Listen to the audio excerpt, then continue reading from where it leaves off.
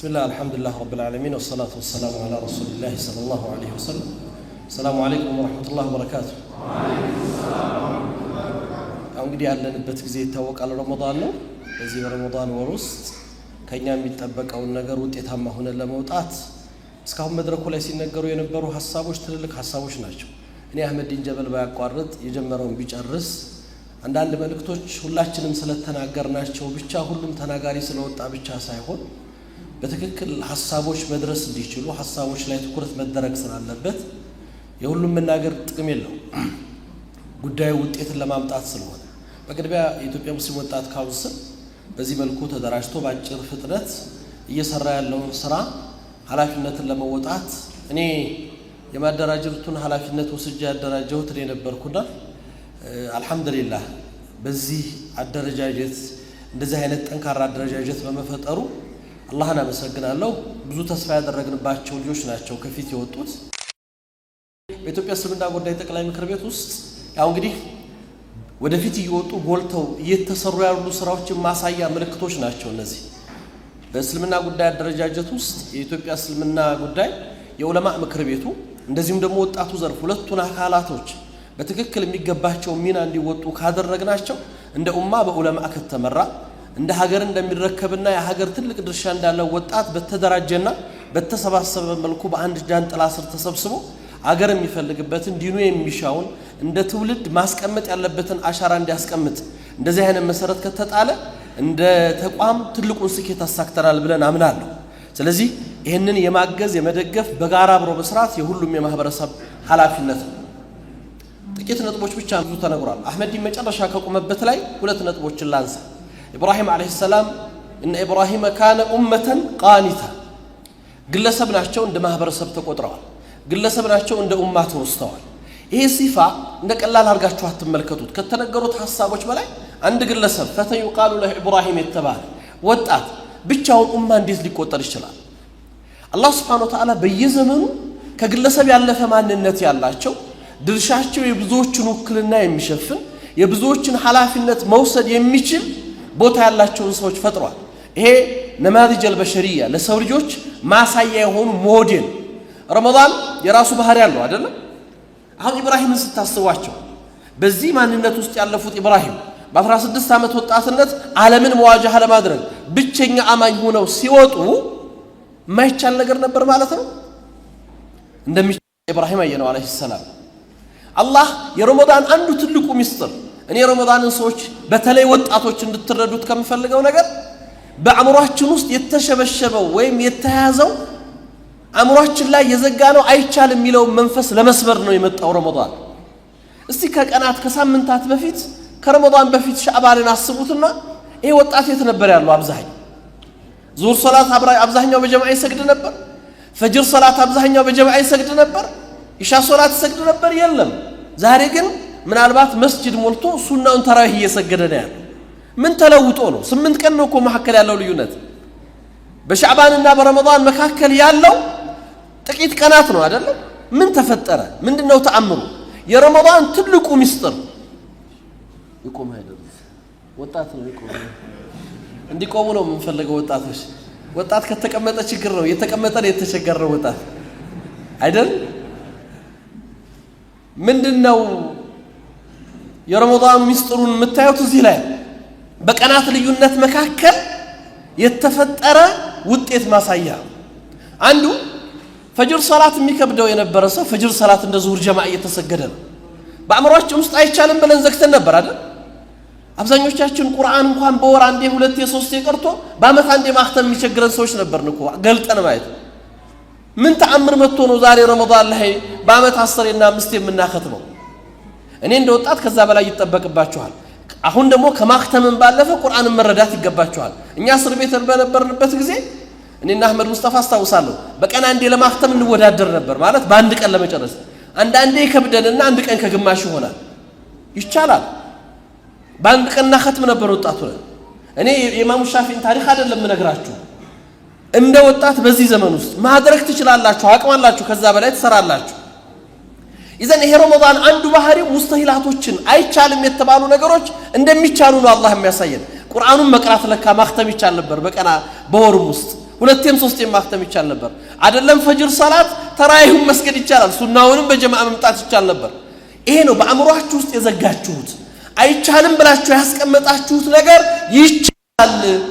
ይሄ ነው አላህ የሚነግረን ለዚህ ነው አላህ Subhanahu Wa Ta'ala ኢብራሂምን መመኘት ሰይድና ኢብራሂም አለይሂ ሰላምን መሆን ማሰብ የ16 ዓመት ወጣት ዓለምን ተሐዲ አድርጎ ኡማ ብሎ መጠቀስ ይቻል ነበር ተችሏል ስለዚህ አእምሮአችሁን አትገድሙት ብዙ ተስፋ አላችሁ ዛሬ በዚህ ትውልድ ላይ ዛሬም ነብዩ እየተሰደቡ ነው ታውቃላችሁ ዛሬም የእስልምና ክብር እየተደፈረ ነው ይሄ ትውልድ ባለበት ዘመን ውስጥ ይሄ ለኛ ሞት ነው ታምናላችሁ ምንድነው መልሳችን አማም ረብል ዓለሚን በዚሁ አጋጣሚ ይሄንን መልእክት ማስተላለፍ ፈልጋለሁ ለሚሰሙት ሁሉ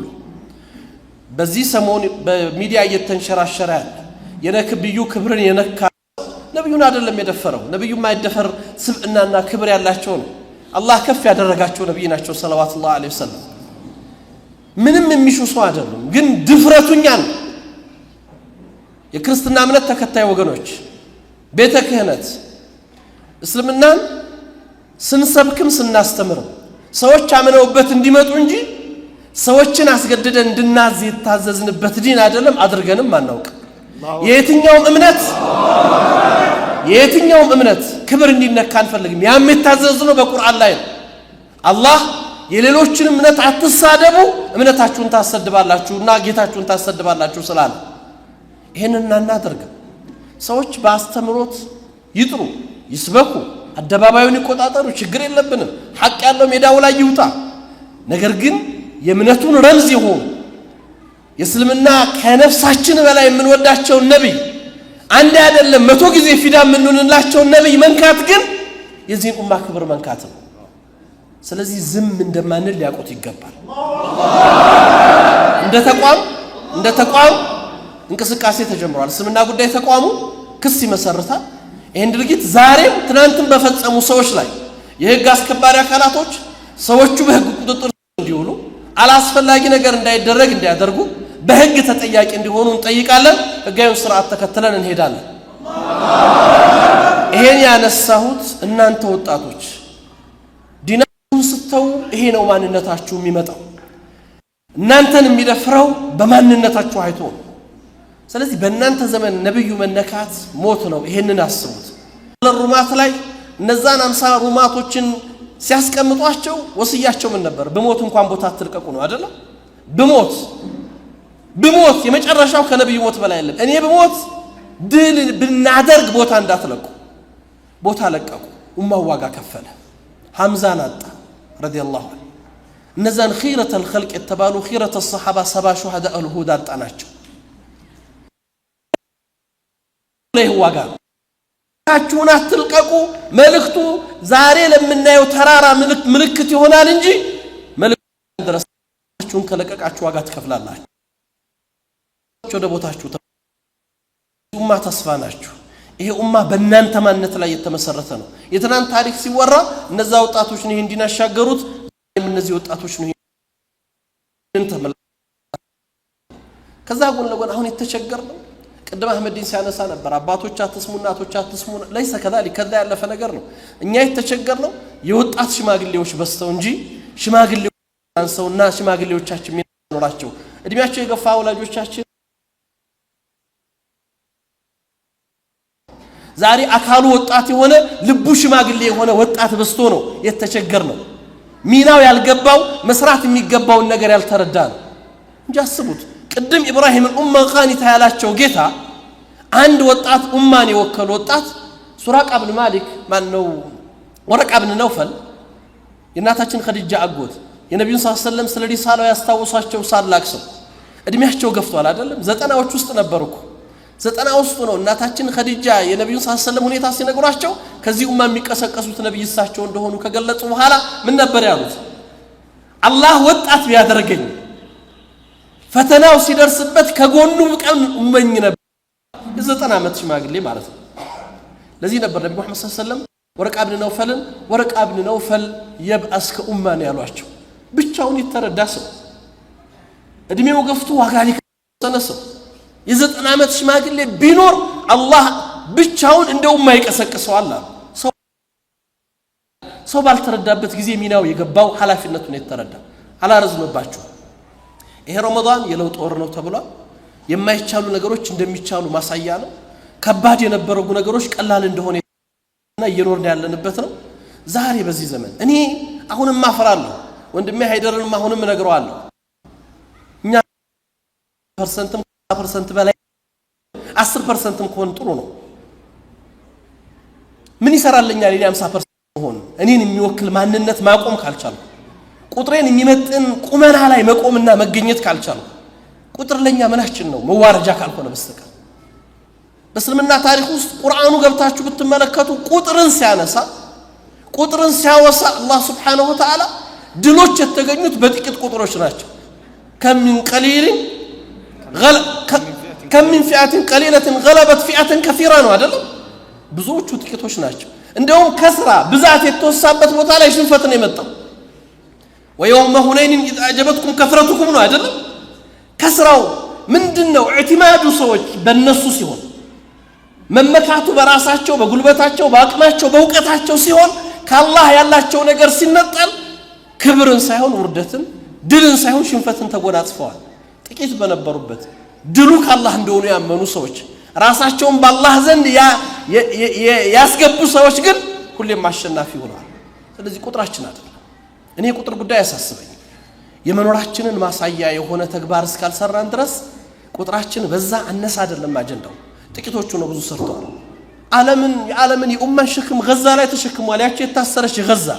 ጥቂት ቁጥር ያላቸው ሰዎች ዓለምን መዋጃህ ያደረጉ ነው በሐቅና በባጥል መካከል የኡማውን ቀድያ የሙቀደሳት ቦታ የምድርን የሙስሊሞችን ክብር ለማስጠበቅ ዓለም ፊት ቆመዋል ዛሬም ግን ባቋማቸው ጸንተዋል ጥቂቶች ናቸው ዓለም ፊቱን አዙሮባቸዋል ዓለም ደግሞ በሌላው ኃይል መጥቶባቸዋል አልፈሩም አልተመለሱ ጉዳዩ ቁጥር አይደለም በዛ እንዳታስቡት የምንገኝበት ቦታ ላይ እንገኝ መቆሚያችን ቦታ ላይ እንቆም ያለ ቦታችን ስንገኝ ቦታችንን ስንለቅ ዋጋ እንከፍላለን የመጨረሻ ነብዩ መሐመድ ሰለላሁ ዐለይሂ ወሰለም اغتنام الفرص ይሄ ረመዳን የለውጥ ወር ነው ይሄ ረመዳን የስኬት ወር ነው ይሄ ረመዳን የማይቻሉትን ሰብረን የምናልፍበት ወር ነብዩ መሐመድ ሰለላሁ ዐለይሂ ወሰለም በአንድ ወቅት ሱሐባዎቻቸው ጋር ተቀምጠው አንድ ነገርን ተናገሩ ከኔ ከኡመት መሐመድ ሰለላሁ ዐለይሂ ወሰለም 70,000 ሰዎች ያለ ሂሳብ ጀነት ይገባሉ ብለው ተናገሩ ሁላችሁም የምታውቁት ሐዲስ አንድ ትልቅ ተአምር ግን እዛ ቦታ ላይ ተሰርቷል ይሄ ሐዲስ ትልቅ ሪሳላን ይዞ መጥቷል ነማዚጅ وكاشا بن محسن የሚባል ሷሃባ እጁን አወጣ ያ ረሱላህ ከነዛ ውስጥ እንድሆን አድርገኝ አላቸው ዱዓ አድርግልኝ ሲላቸው አንተ ምንሁም አሉት አንተ ከነሱ ነህ አሉት ቅጽበት ደቂቃ በማይሞላ ልዩነት ከጎን ያለው ሷሃባ እጅ አወጣ እኔንም ያ ረሱላህ አላቸው ሰበቀ ቢከቢሃ ኡካሻ አሉት ኡካሻ ቀደመህ አሉት ጥያቄውን መልእክቱን ያስተላለፉት አንድ ነብይ ናቸው ስለ አንድ ጉዳይ ነው የተናገሩት በደቂቃዎች ልዩነት የሰማይና የምድር ልዩነትን የሚያመጣ ጉዳይ እንዴት ነው ረሱል መገለጽ የቻሉት ለምን ይሄንኛውን ሰው የድሉን አልሰጡትም ለምን አላረጋገጡለትም ለዚህ ኡማ ነው መልእክቱ ለኔና ላንተ ነው اغتنام الفرص አቋም ይኑርህ ወስን ተለወጥ እድልን ለመጠቀም ወደ ኋላ አትበል ይሄን ማሳያ ነው ልዩነቱን አስቡት ጀነት ያለ ሂሳብ የሚገባ ሰው መካከልና በዘመናት መካከል መግባቱና ለመግባቱ ለዛውም ጀነት ያልተረጋገጠ ሰው ጉዞን መለያ የሆነች ተግባር በደቂቃዎች ልዩነት ነው ማረጋገጫ የተሰጠው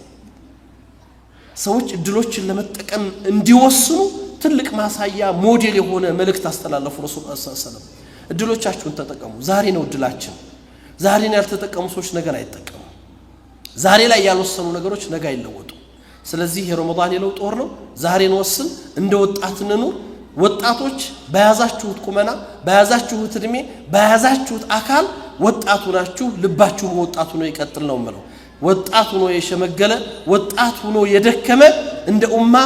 ዑመር ኢብኑ ኸጣብ እንዳሉት ረዲየላሁ ዐን እንደናንተ አይነቱን ወጣት በዚህ ኡማ ውስጥ ማየት አንፈልግም ይሉ ነበር ላንውዱ አምሳለክ መሬት ላይ እየነጠረ እየጠቃ ዛሬ በተለያየ ሞዴል አድርጎ የሚወስደው ወጣት ሲሄድ ዑመር ባለንጋቸው ነበር በደራቸው ነበር የመቱት እንዳንተ አይነት ወጣት ይሄ ኡማ ያስፈልገው ነበር ያሉት እንዳንተ አይነት ወጣት ኡመቱ አይፈልገውም ያን ከሚባሉት ለመዳን ዛሬ እንወስን ነው ምለው ሰላም አለይኩም ወራህመቱላሂ ወበረካቱ